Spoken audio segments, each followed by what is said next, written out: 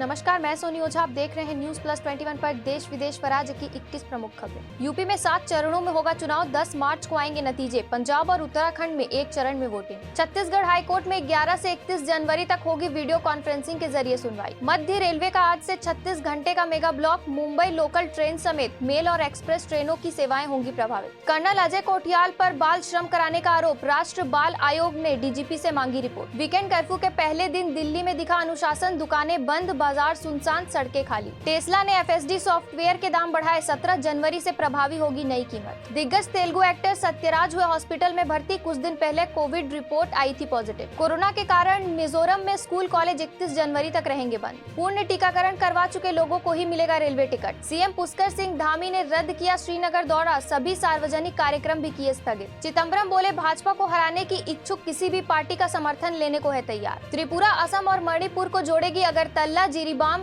Janshatabdi express. Rahul का आरोप, भाजपा ने लगा रखी है नफरत की कई फैक्ट्री। पंजाब के नए डीजीपी बने वीरेश कुमार भावरा, आचार संहिता लागू होने के ठीक पहले सरकार ने लिया फैसला। विलुप्त प्राय जनजाति विरहोर के 2 लोगों की मौत, नशे में कुएं में गिरने की आशंका। दिल्ली में आज आ सकते हैं कोरोना के 20,000 मामले, बोले सत्येंद्र जैन। मुख्यमंत्री बघेल ने कहा, प्रधानमंत्री खुद को ही सुरक्षित महसूस नहीं करते तो देश की सुरक्षा क्या करेंगे। नेपाल के पूर्व पीएम पुष्प कमल दहल कोरोना पॉजिटिव। छत्तीसगढ़ में आज भी बरस सकते हैं बादल, पाकिस्तान के ऊपर बने सिस्टम ने राजस्थान में बनाया चक्रवाती घेरा। छत्तीसगढ़ में कंटेनर ट्रक में लगी आग, 2 पहिया वाहन से भरा हुआ था कंटेनर। बीजेपी विधायक आशीष सेलार को फोन कर मिली धमकी, गृह मंत्री को पत्र लिखकर की जांच की मांग। ऐसे ही देश विदेश व राज्य से अपडेट रहने के लिए हमारे चैनल को लाइक और सब्सक्राइब करना ना भूलें।